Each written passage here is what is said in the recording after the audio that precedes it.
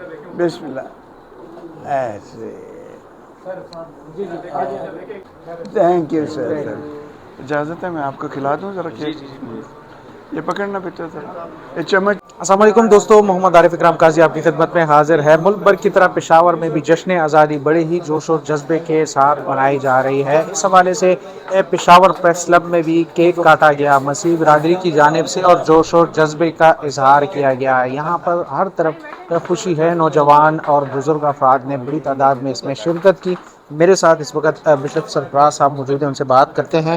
بہت شکریہ سر. کیا کہیں گے آج کے دن کے مناسبت سے؟ آپ نے کیک بھی کاٹا، خوشی کا اظہار بھی کیا. شکریہ، سب سے پہلے شکریہ. اور میں چاہوں گا کہ خیبر پختونخوا کے مسیحیوں کی جانب سے سب یہ کو دیکھنے والوں کو یوم آزادی بہت بہت مبارک. آزادی بہت بڑی نعمت ہے، ہم لوگ اس کو سیریس نہیں لیتے ہیں. اور آزادی ہے تو ہم ہیں، پاکستان ہے تو ہم ہیں.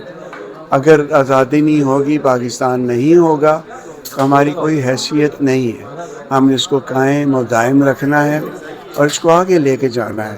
اور ہم نے مل کے دعا کرنی ہے کہ خدا تعالیٰ اس سے اب آزادی کو قائم و دائم رکھے، حکمرانوں کو اور ہم سب کو الہی حکمت عنایت کرے، تاکہ اس میں رہتے ہوئے ہم ایک دوسرے کا ہاتھ پکڑیں، ایک دوسرے کے آنسو پہنچیں اور ایک دوسرے کو گلے لگا کے آگے بڑھیں.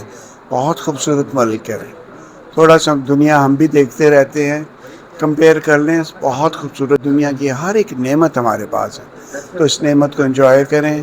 دعا کریں خدا دہشت گردی کو ختم کرے اور ساری پرابلم کو ختم کرے، اور اپنی حکمت سے ہم ساروں کو اور پاکستان کو قائم و دائم رکھے.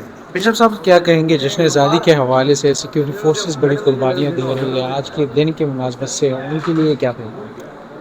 ایک بات ہمارے مذاہب کی ہے، آپ کی بھی اور ہماری بھی، جو شہید کا جو خون ہے وہ قوم کی حیات ہے.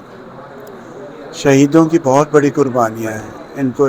اور آپ کی کتاب میں، ہماری کتاب میں، قرآن پاک میں اور بائبل مقدس میں، انجیل شریف میں بھی شہیدوں کو بڑی عقیدت ہے.